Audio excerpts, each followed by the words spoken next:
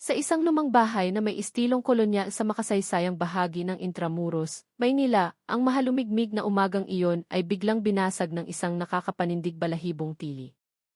Bukas ng bahagya ang pinto ng master bedroom, at mula sa madilim na uwang nito ay sumingaw ang kakaibang amoy, isang pinaghalong panis na alak, mga gamot, at isang bagay na mas nakakatakot. Amoy ng katawang nagsisimula ng mabulok sa ibabaw ng antigong kamanggawa sa Nara.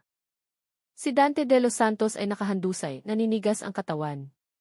Nandidilat ang kanyang mga mata na tila ba sinusubukan pang magsalita, bago tuluyang nalagot ang kanyang hininga. Isang basong kristal ang basag sa sahig. Nakataob ang kahoy na upuan at ang kurtina ng bintana ay nakahapay, tila hinila ng sapilitan. May mga bakas sa sahig, tila mga yapak ng isang taong nagpanik. Isang taong hindi dapat naroon ng gabing iyon. At bago tuluyang nalagutan ng hininga si Dante, dalawang pangalan ang mahina niyang nabanggit, halos isang bulong na lamang ng kamatayan, Lorena. Adrian. Naway sa pagbubukas ng umagang ito ay maging payapa ang ating mga puso at mapuno ng basbas ang ating mga buhay. Ang ambon na bumubuhos simula pa madaling araw ay nagpadagdag sa lungkot na bumabalot sa makikipot na eskinita ng Intramuros. Ang hamog ay mababang nakasabit, kumakapit sa lumang pader ng mga gusaling pamanang panahon pa ng mga Kastila.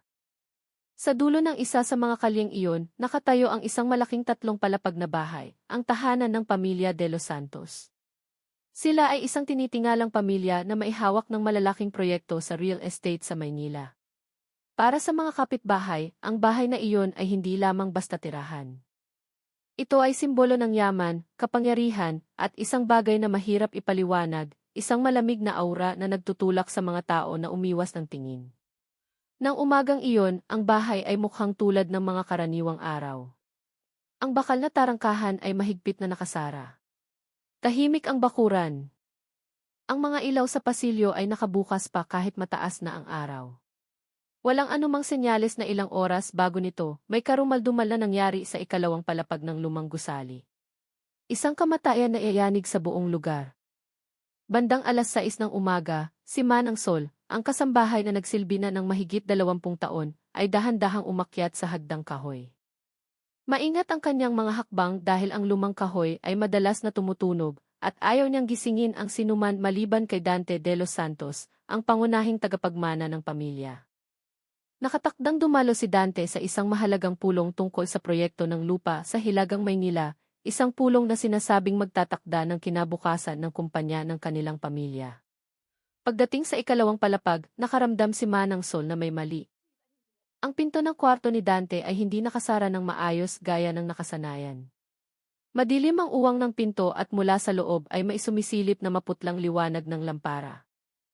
Ngunit ang bagay na talagang nagpatigil sa kanya ay ang kakaibang amoy na dahan-dahang gumagapang palabas, amoy ng alak na hinaluan ng gamot at lansa na nagpatayo ng kanyang balahibo. Ang puso niya ay nagsimulang tumibok ng mabilis. Sir Dante, tawag niya sa mahinang boses. Walang sumagot. Nanginginig ang kanyang matandang kamay nang itulak niya ang pinto. Ang kalawanging ingsel ay tumagitit at bumukas ang silid. Sa loob ng ilang segundo, tila huminto ang mundo ni Manang Sol. Bumagsak siya at napaluhod, ang kanyang hininga ay naipit. Sa ibabaw ng lumang kamang Nara, si Dante de los Santos, ang lalaking inalagaan niya mula pa noong high school, na nakita niyang lumaki bilang isang malaking negosyante, ay nakahandusay at naninigas, nandidilat ang mga mata. Mga matang hindi mapalagay, tila nagtatago ng huling takot bago siya nilamon ng dilim. Gulo-gulo ang buhok nito. Nangingitim ang mga labi. Sa tabi niya, isang basong kristal ang basag. Ang mga pira-piraso nito ay nagkalat sa sahig na kahoy. Nakataob ang upuan sa may mesa. Bukas ang lasin ng mesa, at ang kurtina ay nakahapay na parang hinila ng nagmamadali. May mga bakas ng kalmot sa madilim at mamasa-masang sahig. At tila ba may mga tanong na naiwan sa hangin. Diyos ko po! Ang boses ni Manang Sol ay basag at halos hindi marinig. Sumigaw siya ng buong lakas. Ang tili na iyon ay umalinggaw-ngao sa buong bahay, tumago sa mahahabang pasilyo at gumising sa lahat ng natutulog ng may kasamang takot. Si Doña Rosa, ang matriarka ng pamilya, ay tumatakbong umakyat ng hagdan kahit pamahina na ang tuhod. Kapos ang hininga, nangingilid ang luha. Bago pa man siya makakita ng kahit ano, lumabas ang kanyang manugang na si Lorena mula sa kabilang kwarto, suot ang manipis na duster na kulay abo. Magulo ang buhok, maputla ang mukha. Mula naman sa ibaba ay lumitaw si Adrian, ang bunsong kapatid, na may mugtong mga mata na tila hindi natulog magdamag. Ngunit nang magsama-sama silang lahat sa tapat ng kwarto ni Dante, gumuho ang kanilang mundo. Ang histerikal na sigaw ni Doña Rosa ay umabot hanggang sa kalsada. Si Lorena ay napaurong, tinakpan ang bibig gamit ang kamay, ngunit walang luhang pumatak, ang naroon lang ay gulat na tila masyadong kontrolado. Masyadong formal para maging takot ng isang asawang nawalan ng kabiyak. Si Adrian ay nakatayo sa pinakalikuran. Nanigas ang katawan, ang mga mata ay malikot. Hindi siya agad lumapit. Hindi malaman kung dahil ba sa takot o dahil may alam siya na hindi alam ng iba. Ang kaguluhan ay tumagal hanggang sa magsimulang sumilip ang mga kapitbahay mula sa tarangkahan. At ilang minuto lamang ang lumipas, ang makipot na kalyeng iyon ay nyanig ng wangwang ng mga sasakyan ng pulis. 2 patrol car ang huminto mismo sa harap ng gate ng mga De Los Santos. Mula sa loob ng sasakyan ay lumabas ang ilang opisyal.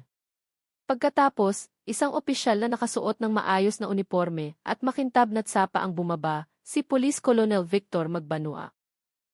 Isang pangalang kilala sa kapulisan ng Maynila.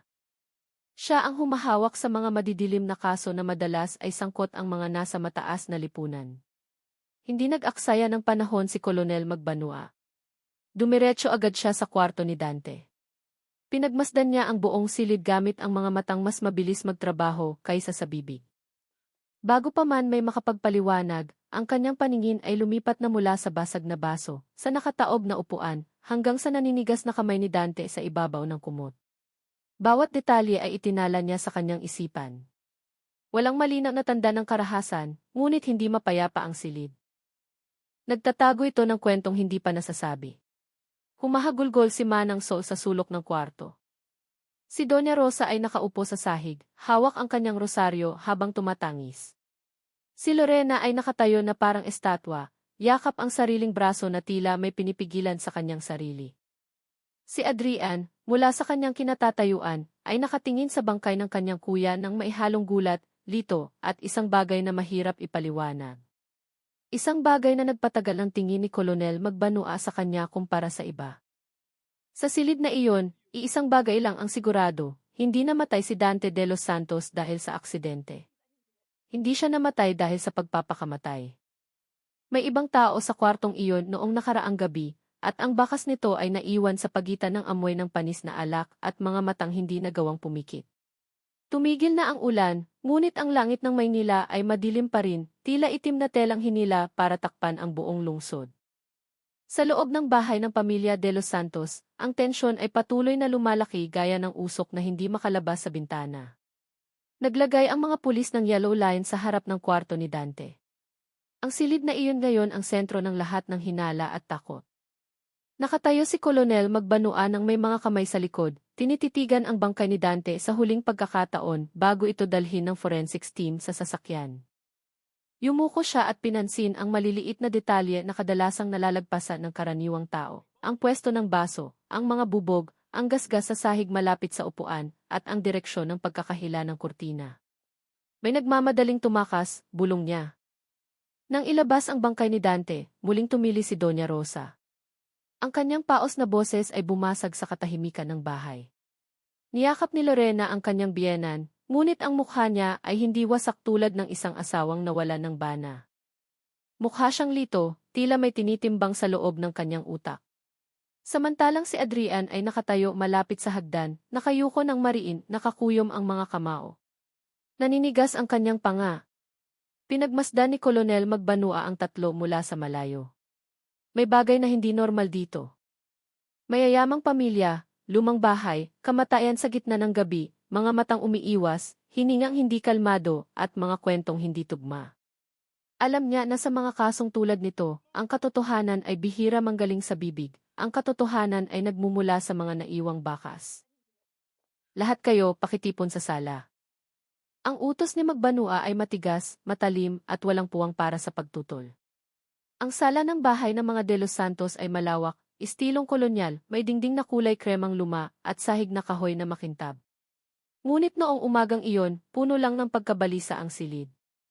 Nakaupo si Doña Rosa sa gitnang sofa, nanginginig ang katawan. Nakaupo si Lorena sa tabi, nakayuko. Si Adrian ay nakasandal sa hamba ng bintana. Ang sigarilyo sa kanyang kamay ay bahagyang nanginginig. Gayunpaman, sinusubukan niyang magpakita ng katahimikan na bigo niyang makontrol. Si Mang Ambo na driver at si Manang Sol ay nakaupo rin. Madilim ang kanilang mga mukha. Tumayo si Kolonel Magbanua sa harap nilang lahat. Binuksan niya ang kanyang maliit na kwaderno. Nagsulat siya habang tinitingnan ang mga mukha ng isa-isa. Lahat ng tao sa bahay na ito ay may mahalagang impormasyon. Magsimula tayo sa simula. Mrs. Lorena, panimula ni Magbanua. Kailan niyo huling nakita ang asawa niyo? Lumunok si Lorena. Mahina ang boses niya pero malinaw. Kagabi. Mga bandang gabi, nagtalo kami ng kaunti tungkol sa trabaho. Tapos, tanong ng kolonel. Pumunta na ako sa kwarto ko. Anong oras? Mga bandang 9:00. Sabi niyo kanina, nagtalo kayo ng kaunti. Tumaas ang kilay ni Magbanua. Pero ang kwarto ni Sir Dante ay magulo. Basag na baso, nakataob na upuan. Hindi yan simpleng pagtatalo. Kinagat ni Lorena ang kanyang labi, pinipigilan ang emosyon. Galit siya. Gusto ko lang umalis sa kwarto kaya lumabas ako. Pagkatapos noon, may narinig ka pa ba? Mabilis siyang umiling. Masyadong tahimik, isip ni Kolonel Magbanua. Ang sagot na iyon ay hindi tumutunog na parang katotohanan. Ikaw, matalim na tumingin si Magbanua sa bunsong kapatid. Tinapon ni Adrian ang upos ng sigarilyo sa ashtray at humugot ng malalim na hininga. Umuwi ako lagpas hating gabi na. Galing ako sa isang kapihan. Akala ko nagtatrabaho pa si kuya, kaya hindi ko na inistorbo. Mag-isa ka lang, tanong ng pulis. Tumango si Adrian. Saang kapihan? Sa Binondo. Kailan ka umalis doon? Mga bandang 10:00. Siguro, putol ni Magbanua. Tumango ulit si Adrian. Hindi ko sigurado. Tinitigan ni Kolonel Magbanua ang kamay ni Adrian na bahagyang nanginginig. Nakikita niya ang takot, ngunit hindi ito takot dahil sa pagluluksa, takot ito dahil sa may tinatago. Lumingon ang kolonel kay Manang Sol. Kayo po ang unang nakakita sa biktima. Opo, sir. Puno ng gulat ang boses ni Manang Sol. Nakaamoy kayo ng kakaiba? Opo, parang gamot at alak. Agad kong nalaman na may mali. Sa tingin niyo po, uminom ba si Sir Dante kagabi? Natahimik si Manang Sol. Nagbago ang kanyang mukha, tila nag-aalangan. Parang may gusto siyang sabihin mula sa kanyang alaala pero pinipigilan niya. Minsan umiinom si Sir Dante pero hindi umaabot sa ganoon. Ganoon. Na paano, diin ni Magbanua. Kinagat ni Manang Sol ang kanyang labi. Takot. Hindi po ako sigurado. Pero parang may ibang tao sa kwarto na yun, sir. Tumahimik ang buong sala. Lahat ay lumingon kay Manang Sol. Umayos nang tayo si Adrian na mutla. Pumikit si Lorena ng isang segundong masyadong matagal. Lumapit si Magbanua. Anong ibig niyong sabihin na may ibang tao? Hinawakan ni Manang Sol ang sariling kamay. Ang boses niya ay humina, halos pabulong na. Bukas ang ilaw pero gumagalaw ang kortina na parang may kakalabas lang sa bintana sa gilid. At ang baso. Hindi yun ang basong karaniwang ginagamit ni Sir Dante. Nanigas si Kolonel Magbanua. Ito ang unang detalye na hindi tugma na nagtuturo sa isang malaking posibilidad. Ang pagkamatay ni Dante ay hindi aksidente at hindi rin sariling kagagawan. Ito ay pagpatay. Mang Ambo. Ang driver na matagal nang naninilbihan ay umupo ng tuwid. Mang Ambo, tanong ni Magbanua, nasaan kayo noong gabing iyon? Natutulog po ako sa guardhouse, sir. Wala akong narinig na kahit ano. May lumabas o pumasok ba sa bahay sa pagkakaalala nyo? Wala po. Nakalock ang gate simula 9:00, gaya ng dati. Nagsulat si Magbanua. Kung nakalock ang gate ng 9:00 at walang tandang binuksan ito, ibig sabihin ang salarin ay nasa loob na ng bahay. Isinara ni Kolonel Magbanua ang kanyang kwaderno. Tumayo siya at tiningnan ang buong kwarto. Isang bagay ang sisiguraduhin ko sa inyong lahat. Hindi namatay si Dante de los Santos dahil sa sakit o aksidente. Nabarahan ang lalamunan ni Doña Rosa. Anong ibig mong sabihin? Itinaas ni Kolonel Magbanua ang kanyang tingin. Matalim, parang kutsilyo. Ito ay kaso ng pagpatay at ang salarin ay malaki ang posibilidad na isa sa inyo. Natahimik ang sala. Walang humihinga. Sa labas ng bahay, muling umihip ang hangin sa gabi, ginalaw ang mga dahon ng matandang puno. Tila alam ng kalikasan na sa bahay na iyon, nagsisimula palang mabunyag ang katotohanan. Ang hangin sa hapon ay dahan-dahang humihip sa mga uwang ng lumang bintana, dala ang amoy ng luma at basang kahoy mula sa mga dingding ng bahay ng mga De Los Santos. Matapos ang mariing deklarasyon ni Kolonel Magbanua na ito ay isang pagpatay, hindi na naging pareho ang atmosfera sa bahay. Bawat hakbang ay tunog kahina-hinala. Bawat paghinga ay mabigat. Wala nang pamilyang nagsasama-sama, puro na lang hanay ng mga taong nagtitinginan gamit ang mga matang puno ng takot, hinala at lihim.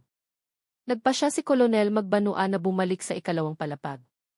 Gusto niyang makita mismo kung paano magkwento ang silid sa pamamagitan ng maliliit na detalye. Nakaalis na ang forensics team, pero ang amoy ng gamot at alak ay nananatili sa hangin, nakadikit tila aninong ayaw umalis. Pagpasok ni Magbanua, pumikit siya sandali. Ang silid ay nagsasalita, ang trabaho niya ay makinig. Lumapit siya sa mesa sa tabi ng kama, kung saan nagkalat ang basag na baso. Pinagmasdan ni Magbanua ang mga bubog isa-isa. May bahagi ng bubog na hindi makintab, tila pinunasan ng tela pero hindi naging malinis. Sinubukang linisin, bulong niya. Lumingon siya sa nakataob na upuan. Hindi lang basta natumba ang upuan. Ang paa nito ay tumama sa carpet at gumawa ng maliit na guhit sa sahig na kahoy. Hinawakan ito ni Magbanua. Hinila ito, sabi niya ng mahina. Hindi natumba dahil may nadulas, kundi dahil may nagtulak ng upuan. Siguro habang sinusubukang lumaban o tumayo ulit. Tumingin siya sa paligid. Sa dulo ng bintana, ang kurtina ay kalahating bukas, ang pagkakatupi ay hindi maayos, tila hinila ng kamay na nanginginig. Hindi kalayuan doon, may natagpuan siyang nagpabilis ng tibok ng kanyang puso. Isang maliit na tuldok, halos hindi makita, kulay matingkad na kayumanggi na nakadikit sa hawakan ng bintana.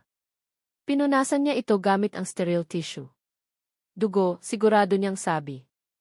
At ang dugo sa bintana ay iisa lang ang ibig sabihin, may lumabas o sumubok lumabas sa bintanang iyon. Nagpasya si Magbanua na ipatawag si Adrian sa kwarto. Nang pumasok ang binata, alanganin ang kanyang mga hakbang. Ang tingin niya ay naglagalag sa buong kwarto na may takot na hindi niya maitago. Sabi mo hindi ka pumasok sa kwartong ito kagabi, diretsahang bungad ni Magbanua. Umiling nang mabilis si Adrian. Hindi po, sir. Hindi ako nangahas na istorbohin si kuya. Itinaas ni Magbanua ang tissue na may maliit na mansa ng dugo. Hindi ito dugo ni Dante. Sisiguraduhin ng forensics, pero gusto kong magtanong bago lumabas ang resulta. Lumunok si Adrian. Nasugatan ka ba kagabi o hindi? Huwag kang magsisinungaling. Nagulat si Adrian. Tinuro ni Magbanua ang kamay niya. Sa ilalim ng kuko ni Adrian ay may maliit na gasgas na natatakpan ng manipis na balat. Ang pag-aaway ay nag-iiwan ng bakas, at ang kuko ng lalaking lumalaban ay laging naghahanap ng lugar para mangalmot. Nagpanik si Adrian, tumaas ang boses. Hindi ko pinatay ang kuya ko. Wala akong tinatanong tungkol sa pagpatay, sagot ni Magbanua ng matatag. Ang tanong ko, nasa kwartong ito ka ba o wala? Bumuka ang bibig ni Adrian, pero nawalan siya ng boses, tanging dibdib niya ang mabilis na tumataas baba. Ang pananahimik ay ang pinakatapat na pag-amin. Matapos lumabas si Adrian, ipinatawag ni Magbanua si Lorena. Pumasok siya ng dahan-dahan, tila takot na madikit sa hangin ng silid. Ngunit iba kay Adrian, siya ay kalmado, masyadong kalmado. Sabi mo huli mong nakita si Dante alas 9 ng gabi. Opo, Colonel. At pagkatapos noon, pumunta ka sa sarili mong kwarto.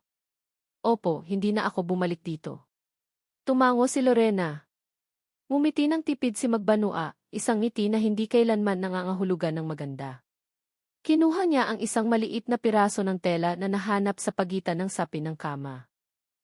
Kilala mo ba to? Tanong ni Magbanua. Tinitigan ni Lorena ang tela ng matagal. Iyon ay maliit na piraso ng pambahay na kulay krema, ang suot niya noong gabing iyon. Ang damit ko. Madalas sumabit. Sabi niya ng mahina. Hindi, putol ni Magbanua. Ang punit na ito ay hindi dahil sumabit. Ito ay punit dahil hinila o may humila. Pumikit si Lorena. Tumataas baba ang balikat niya pero hindi pa rin siya umiiyak. Pagkalipas ng 9:00, bumalik ka sa kwartong ito, diin ni Magbanua. Dumilat si Lorena, nagliliyab sa pinigil na galit. Kung bumalik man ako, ibig bang sabihin nun ako na ang pumatay? Hindi, sabi ni Magbanua ng mahinahon. Pero ginagawa ka nitong huling saksi na nakakita sa kanyang buhay. At ang pangungusap na iyon ay humampas kay Lorena tila malaking bato. Sa ibaba, naghihintay si Adrian sa sala. Nang lumabas si Lorena mula sa hagdan, tinitigan niya ang babae ng puno ng tensyon. Gumanti ng tingin si Lorena. Pero sa pagkakataong ito, may nagbago. Si Adrian ang naunang bumulong. Sabi mo hindi ka bumalik sa kwarto ni Kuya? Hindi sumagot si Lorena.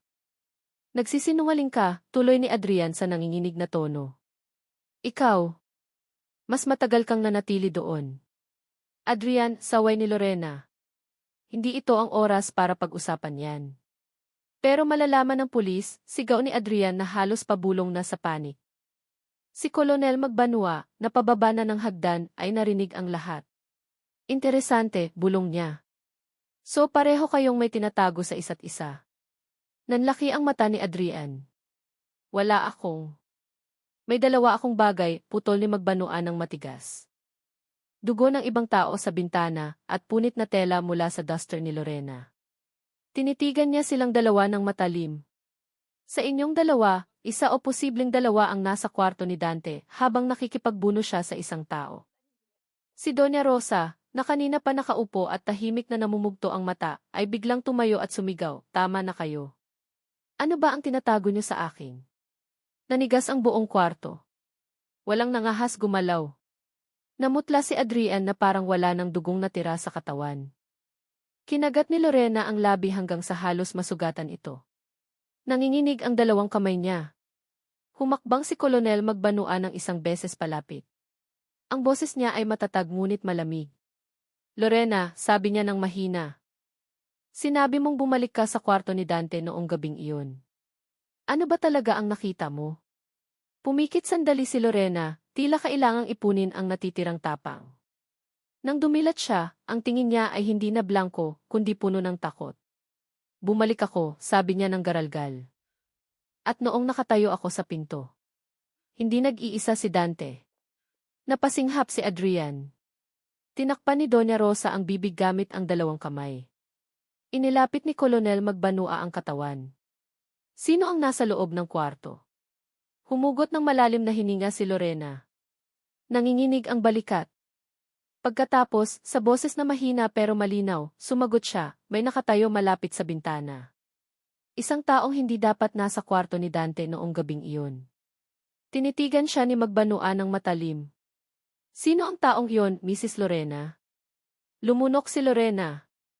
Maputla ang mukha niya bago binanggit ang pangalang nagpakulong sa buong kwarto sa nakakatakot na katahimikan. Nakita ko si Adrian sa kwarto ng kuya niya. Sumabog ang tensyon sa kwarto. Ibinagsak ni Adrian ang upuan. Namumula ang mukha niya sa galit. Sinungaling! Hindi totoo yan. Ngunit hindi nakatutok si Kolonel Magbanua sa sigaw ni Adrian, kundi sa munting kahinaan sa mga mata nito. Ang panginginig ng takot na sinusubukan niyang pagtakpan. At sa sandaling iyon, alam ni Magbanua na nagsisimula pa lang ang malakas na bagyo. Nakatayo si Adrian, hindi makagalaw. Pulang-pula ang mukha dahil sa galit at panik. Habol niya ang hininga at sa isang saglit, mukha siyang hayop na nasukol at handang manunggab sinuman ang lumapit. Sinungaling! Nagsisinungaling si Lorena, sigaw niya. Ngunit walang sumagot. Lahat ay nakatingin lang kay Adrian, at ang mga tinging iyon ay mas matalim pa kaysa sa paratang ni Lorena. Dahan-dahang lumapit si Kolonel Magbanua. Ang boses niya ay patag ngunit lubhang mapanganib. Adrian, gusto kong makinig ka sa isang bagay. Kapag ang isang tao ay tumatanggi ng masyadong mabilis, hindi iyon pagtanggi. Takot iyon. Umiling ng mabilis si Adrian. Ang dalawang kamay ay nakataas na tila gustong ipagtanggol ang sarili, pero ang mga salita niya ay hindi mahanap ang daan palabas. Ako. Hindi. Noong pumasok si Ate Lorena sa kwarto ni Kuya. Putol ni Magbanua, anong ginagawa mo doon? Nakatingin si Adrian sa sahig. Binuka niya ang bibig pero isinara rin agad. Ang katahimikang iyon ay mas nakamamatay kaysa sa anumang sagot.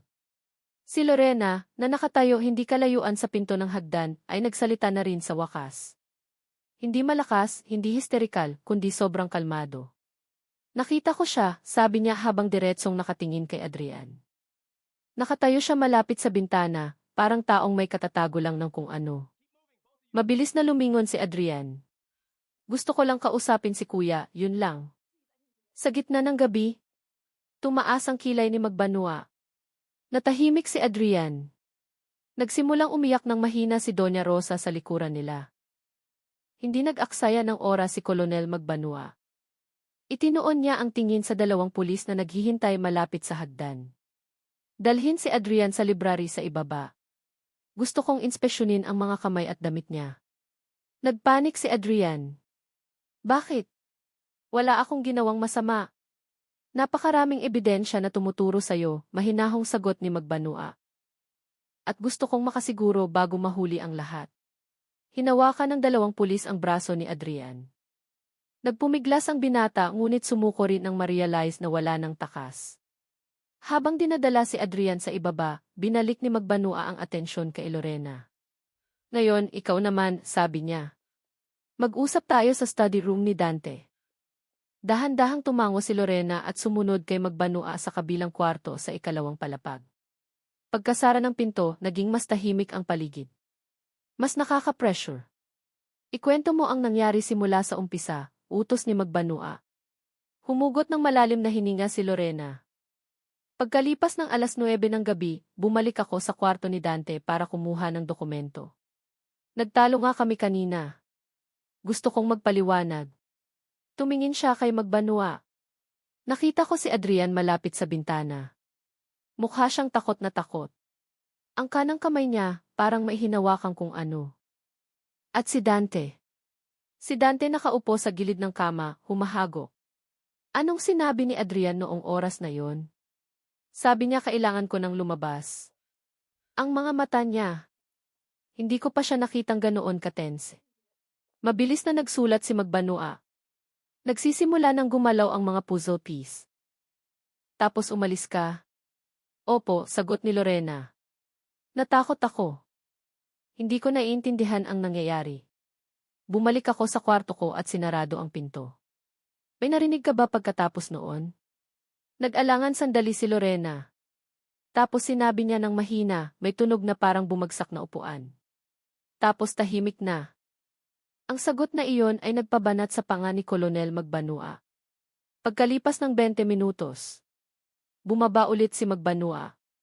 Nakaupo si Adrian sa upuan sa library. Binabantayan ng dalawang pulis. Na-inspeksyon na ang damit niya. Sa bahagi ng manggas ay may maliit na mansang natuyo, hindi dugo. Kundi bakas ng maputlang likido na mukhang tira ng gamot. Nakayuko si Adrian. Guho na ang lahat ng kanyang katatagan.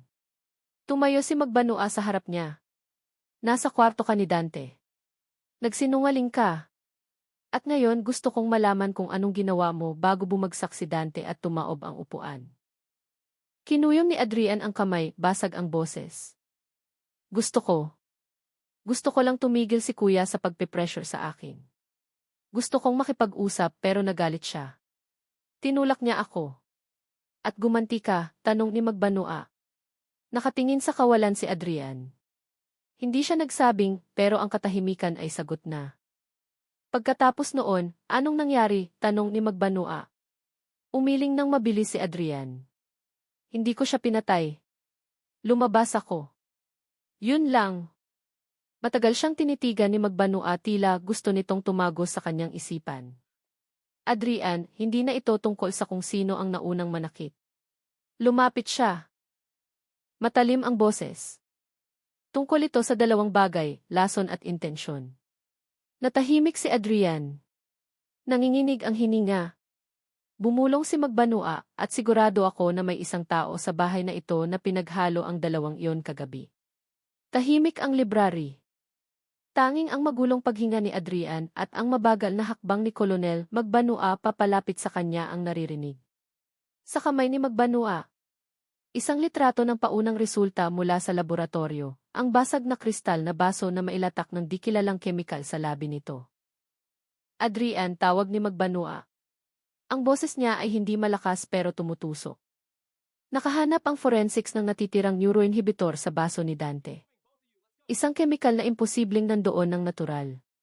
Kemikal na hindi posibleng pumasok sa katawan niya maliban na lang kung may naghalo nito. Nanigas si Adrian, nanlaki ang mga mata. Pero hindi dahil sa gulat, mas parang takot na sa wakas ay nahuli na. Wala akong alam sa lason, mabilis niyang sabi. Hindi sumagot si Magbanua. Nilapag lang niya ang litrato sa mesa at umupo sa harap ni Adrian. Paulit-ulit na ang pagsisinungaling mo, mahinang sabi ni Magbanua. At ang taong patuloy na nagsisinungaling, kadalasan hindi dahil inosente, kundi dahil nagpapanik. Nakayuko si Adrian. Nanginginig ang dalawang kamay. Hindi ko siya pinatay, ulit niya ng pabulong. Iniurong ni Magbanua ang isa pang ebidensya, piraso ng long sleeve na damit ni Dante na may maliit na gasgas. Nakikita mo to? Tinuro niya ang gasgas sa manggas. Ito ang tanda na hinawakan ni Dante ang isang tao nang mahigpit bago siya bumagsak. At sa ilalim ng kuko niya, may nahanap na balat na tugma sa isang tao. Isang tao sa bahay na ito. Nanigas si Adrian. Alam niyang papasikip na ng papasikip ang kanyang matatakbuhan. Samantala sa itaas, nakaupo si Lorena sa upuan malapit sa bintana ng study room. Sa unang pagkakataon mula kaninang umaga, nagpakita siya ng totoong pagkabalisa. Pinaglalaruan ng mga daliri niya ang dulo ng kanyang palda. Malikot ang mga mata. Tila naghihintay ng masamang balitang darating. Kumatok ang isang pulis sa pinto. Mrs. Lorena, pinapatawag po kayo ni Kolonel, sabi nito. Dahan-dahan siyang tumayo. Mabigat ang hininga. Bawat hakbang papunta sa library ay parang paglalakbay papunta sa bingit ng bangin. Pagpasok niya, nag-angat ng tingin si Adrian. Sandali, nagtagpo ang kanilang mga tingin, tinging puno ng takot, galit at isang bagay na mas madilim. Nakita iyon ni Kolonel Magbanua at naintindihan niya ang ugnayan nila, hindi lang basta malamig, kundi puno ng lamat na nagtatago ng maraming sikreto. Maupo, sabi ni Magbanua. Umupo si Lorena. Hinawakan niya ang kanyang tuhod, sinusubukang maging matatag. Narinig ko na ang kwento mo, sabi ni Magbanua. Pero may bagay na hindi tugma. Tumingin sa kanya si Lorena. Naghihintay. Sabi mo buhay pa si Dante noong nakita mo siya. Pero ayon sa forensics, nagsisimula ng umatake ang sintomas ng lason sa oras na yon. Ibig sabihin, nakita mong naghihingalo na si Dante. Pumikit si Lorena tila nasugatan sa sinabing iyon. Pero umalis ka pa rin, tuloy ni Magbanua. Nang hindi sumisigaw, nang hindi humihingi ng tulong. Bakit? Kinagat ni Lorena ang labi. Nanginginig ang boses. Dahil natakot ako. Takot saan? Takot na mamatay siya o takot na may makakita sa iyong nasa kwarto ka? Nakayuko si Lorena. Katahimikan. Lumingon si Adrian. Basag ang boses sa panik. Sir, huwag kayong maniwala sa kanya. Binabaligtad niya ang lahat. Tahimik, Adrian, putol ni Magbanua. Hindi ako hukom. Naghahanap lang ako ng katotohanan. Kinuha ng kolonel ang pinakabagong ebidensya, isang maliit na papel na nahanap sa lasi ng kwarto ni Dante. Malabong sulat kamay. Mukhang isinulat ng nagmamadali. Kung may mangyari man, magsimula sa pinakamalapit. Itinaas ni Magbanua ang papel. Naisulat ito ni Dante ilang oras bago siya namatay. Alam niyo ang ibig sabihin? Walang sumagot. Ibig sabihin, nararamdaman niyang may banta sa buhay niya. At ang bantang iyon ay hindi galing sa labas, kundi sa taong malapit, sobrang lapit. Umiwas ng tingin si Adrian. Hinawakan ni Lorena ang dulo ng damit niya ng mas mahigpit. Magtatanong ako ulit, seryosong sabi ni Magbanua. Ano ba talaga ang nangyari bago bumagsak si Dante? Biglang tumayo si Adrian, tinuro si Lorena. Ang boses ay halong galit at kawalan ng pag-asa. Alam niya ang lahat. Nandoon siya bago ako. Siya ang kausap ni Dante ng matagal. Huwag mong hayaang baligtarin niya ang kwento. Tumili si Lorena. Tumayo mula sa upuan. Hindi ko pinatay si Dante. Ikaw ang may hawak ng baso, Adrian. Sumabog ang kwarto sa sigawan nila. Napilitan ang dalawang pulis na awatin silang dalawa. Hindi nagtaas ng boses si Colonel Magbanua, hindi rin nagpanik, sa halip ay mukhang mas naging sigurado. Tinitigan niya silang dalawa. Palitan. Malinaw na may tinatago kayong katotohanan. At kapag ang dalawang tao ay nagsisisihan, kadalasan pareho silang sangkot. Nanigas sina Adrian at Lorena. Mula ngayon, dahan-dahang sabi ni Magbanua. Ang imbestigasyon ay lilipat mula sa hinala papunta sa pagtugis ng huling katotohanan. Isinara niya ang kanyang kwaderno. At sisiguraduhin kong isa sa inyo ang bibigay at aamin. Nagkulay kahel na ang langit sa labas ng bahay ng mga De Los Santos. Ngunit sa loob ng library, walang kahit anong init na nararamdaman. Ang ilaw ng chandelier na madilaw ay nagpaputla lalo sa mga mukha ni na Adrian at Lorena. Tila unti-unting hinihigop ng katotohanan ang kulay mula sa kanila. Tumayo si Colonel Magbanua. Magkadaop ang mga kamay niya sa likod. Tuwid ang tindig gaya ng bakal na poste na hindi kayang yanigin ng anumang emosyon. Tinitigan niya si Adrian at Lorena isa-isa. Nagsisisihan kayo, mahina niyang sabi. Pero ang pattern ng pag-atake ng lason ay hindi nagbabago kahit may isang sumigaw at ang isa ay umiyak. Gumanti ng tingin si Adrian na puno ng frustrasyon. Nakatingin lang sa sahig si Lorena. Nanginginig ang balikat. Ngayon, tuloy ni Magbanua. Tingnan natin kung sino ang pinakamalapit sa baso. Pumasok ang isang pulis dala ang tablet na may digital reconstruction ng kwarto ni Dante. Nilapag ito ni Magbanua sa gitna ng mesa. Pinapakita ng reconstruction ang pwesto ng baso, kortina, hanggang sa direksyon ng katawan ni Dante ng matagpuan. Tingnan niyo to, sabi ni Magbanua habang tinuturo ang baso. Ang fingerprints sa ilalim ng baso ay pag-aari ng dalawang tao, kay Dante at kay Adrian. Tumingala si Adrian. Namutla. Impossible. Nilipat ko lang ang baso na iyan noong kausap ko si Kuya. Ayan ang problema, putol ni Magbanua. Nilipat mo ang baso. Pero hindi lang yan. Pinalaki niya ang litrato ng latak sa gilid ng baso. Hindi ito tirang inumin lang. Ito ay kemikal na natutunaw lang kapag hinalo o inalog.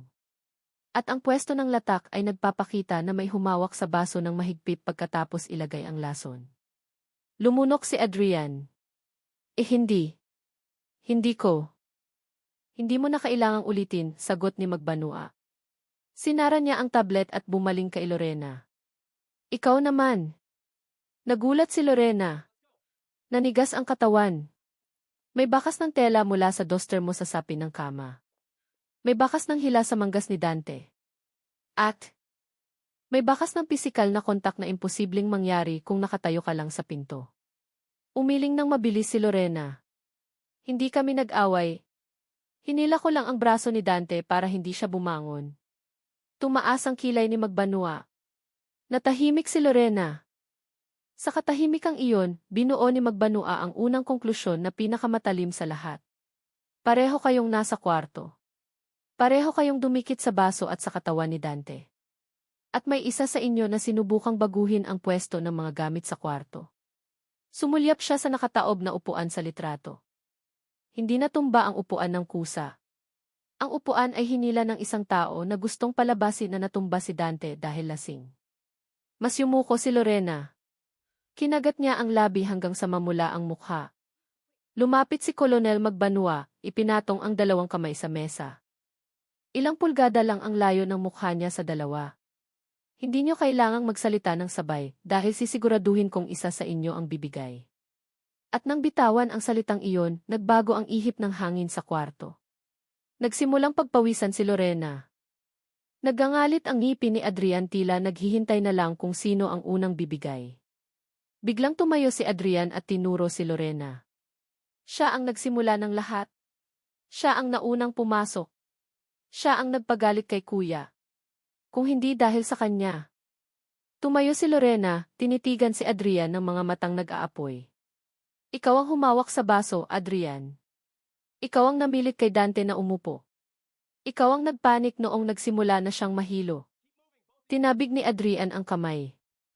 Dahil pinakiusapan mo akong kausapin siya. Ikaw ang nagsabing kailangan nating may gawin bago tayo ubusin ni kuya. Tinakpan ni Lorena ang bibig. Nagulat sa mga katagang iyon. Biglang umayos ng tayo si Kolonel Magbanua. Ulitin mo, matalim niyang utos. Nanigas si Adrian. Umatras si Lorena ng isang hakbang. Adrian, sabi ni Magbanua. Anong ibig mong sabihin na ubusin kayong dalawa? Umiwas ng tingin si Adrian. Pero si Lorena ay tuluyan ng napaupo. Bumagsak ang balikat niya kasabay ng boses na halos hindi marinig. Alam ni Dante ang relasyon namin, sabi niya. Alam niya simula pa noong nakaraang linggo. Nanlaki ang mata ni Adrian. Lorena, huwag. Pero hindi tumigil si Lorena. Nagbanta siya na sisirain niya ang buhay namin, tatanggalin si Adrian sa kumpanya, ibabalik ako sa pamilya ko. Hindi lang siya galit, nagsimulang tumulo ang luha sa pisngi niya. Sabi niya pagsisisihan namin ang ginawa namin. Katahimikan. Sobrang tahimik. Sumandal si Kolonel Magbanua sa upuan. So alam ni Dante ang terribleng relasyon niyo at natakot kayo. Tumango si Lorena ng dahan-dahan. Ngayon, nagkakaroon na ng saysay ang lahat. Pero bago pa makapagpatuloy si Magbanua, pumasok ang isang pulis na nagmamadali. Kolonel, lumabas na po ang resulta ng toxicology. Kinuha ni Magbanua ang folder, binuksan ng mabilis at tumalim ang tingin. Ang lason ay hindi lang ordinaryong neuroinhibitor, kundi pinaghalong dalawang uri ng kemikal. Ang isa ay makukuha lang kung may espesyal na access ka. Tumingin siya kay Adrian tapos kay Lorena at sinabing, ang lasong ito ay imposibleng gawin ng ordinaryong tao. Nag-angat ng ulo si Adrian, lito. Si Lorena naman ay nagulat. Gawa ito ng taong may teknikal na kaalaman o taong nag-aral magtimpla ng kemikal. Tinitigan niya ang dalawang suspect. Ngayon gusto kong malaman, humina ang boses niya pero nakamamatay, sino sa inyo ang marunong gumawa ng lason?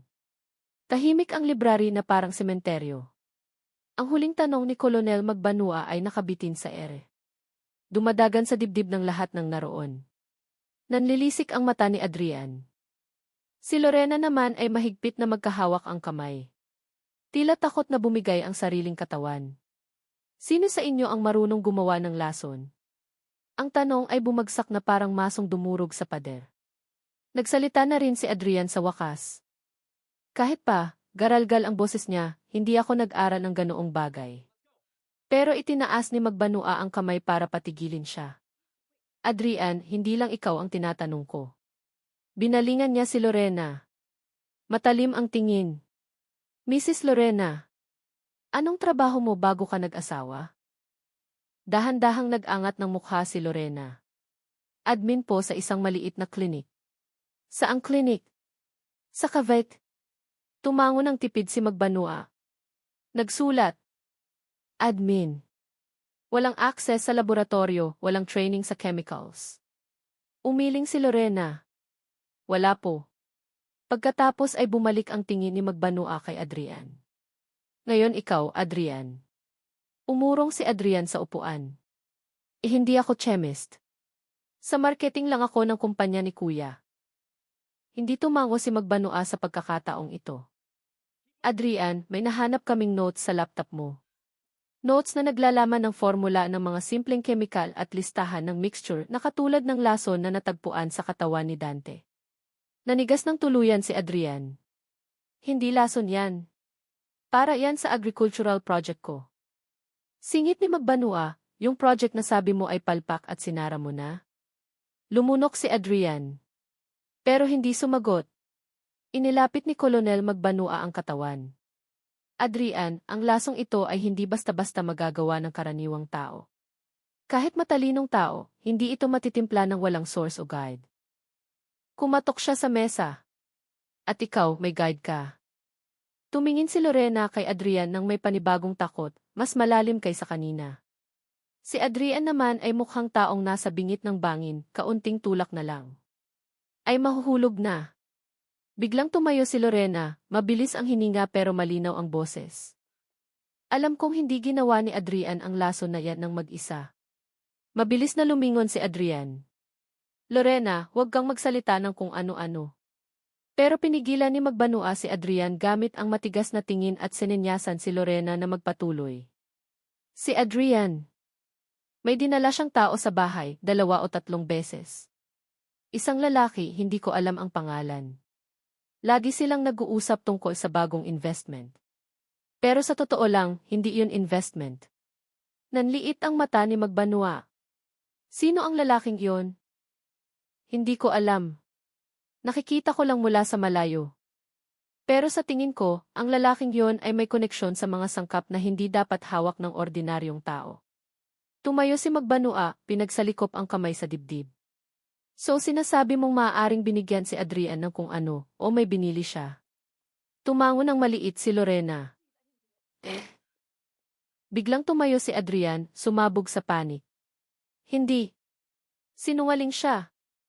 Gusto lang niya akong magmukhang may sala. Hindi ako humingi ng lason. Sapat na ang Adrian. Sa unang pagkakataon. Tumaas ang boses ni Colonel Magbanua. Nanigas si Adrian parang batang nahuling gumagawa ng kalokohan. Dahan-dahang lumapit si Magbanua. Kung wala kang balak pumatay, bakit ka tumanggap ng kemikal na nakakamatay? Bumuka ang bibig ni Adrian pero walang boses na lumabas. Malikot ang mata niya, kaliwa, kanan, tila naghahanap ng sagot sa hangin. Wala. Binago ni Colonel Magbanua ang kanyang estratehiya. Naging mas malumanay ang boses niya, pero mas mabigat ang dating. Adrian, alam ng kuya mo ang relasyon niyo ng asawa niya. Galit siya. Nagbanta siya. Napasok ka sa alanganin. Tinakpan ni Adrian ang mukha gamit ang kamay. Nanginginig ang balikat. Takot kang sisirain niya ang buhay mo. Humikbi si Adrian. Pinipigilan. Hindi. Hindi ko gustong patayin siya. Alam ko yan, mahina pero matigas ang tono ni Magbanua. Pero kapag nagtagpo ang 2 tao sa iisang kwarto, sa parehong gabi, na may parehong takot, posibleng mangyari ang maling desisyon. Dahan-dahang ibinaba ni Adrian ang kamay. May luha sa gilid ng mata. Hindi ko gustong mamatay siya. Tinitigan ni Lorena si Adrian. Sa pagkakataong ito, hindi nagalit kundi pagkawasak ang nasa mata niya. Tumingin si Adrian kay Magbanua gamit ang mukhang hindi na sumusubok magsinungaling. Gusto ko lang siyang tumigil. Gusto ko siyang matakot. Hindi mamatay. Basag ang boses. Bumigay na rin ang katawan niya. Pero noong nagsimula siyang mahilo, nagpanik ako. Hindi ko alam ang gagawin. Umalis ako. Umalis lang ako. Tumango si Magbanua sa sinabing iyon. Kahit hindi pa buong pag-amin, sapat na iyon para buksan ang pinto sa mas malalim na katotohanan. Pero hindi pa siya tapos. Adrian, dahan-dahang sabi ni Magbanua. Kung hindi mo gustong mamatay si Dante, sino ang nagsiguro na ang lason ay sapat para makamatay? Hindi lang para manakot. Ang tanong na iyon ay bumagsak tila kidlat. Nag-angat ng mukha si Adrian, lito. Nanlaki ang mata ni Lorena habang nakatingin sa kolonel. At sa unang pagkakataon mula noong simula ng investigasyon. Bumulong si Adrian, hindi ko alam. Tinitigan ni Magbanua silang dalawa. Kung ganoon, may pangatlong tao sa larong ito.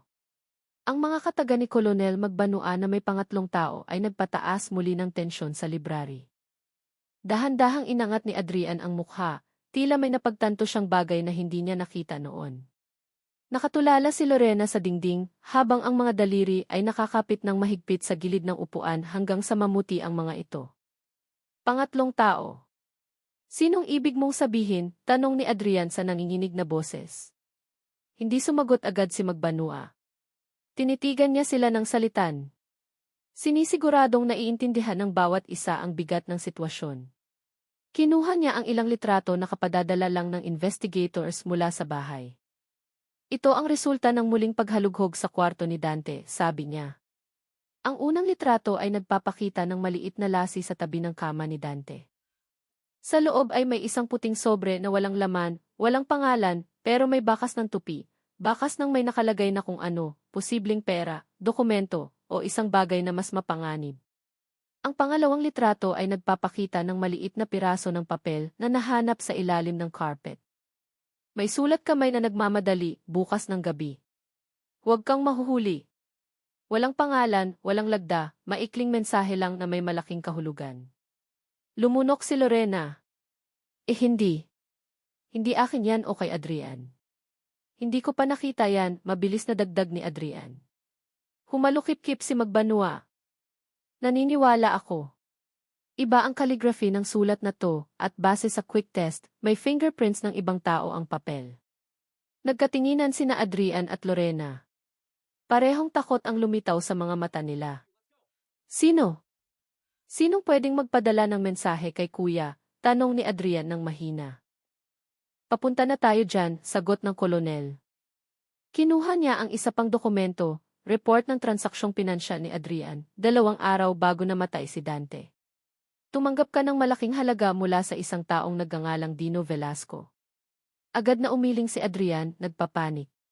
Para yan sa proyekto sa lupa. Hindi para sa lason. Tinaas ni Magbanua ang kilay. Proyekto sa lupa o utang mo na kailangan ng bayaran agad. Namutla ang mukha ni Adrian. Ang mga salitang iyon ay tumusok tepat sa kahinaan niya. May koneksyon si Dino sa'yo, tuloy ni Magbanua, at may kasaysayan din siya ng alitan kay Dante.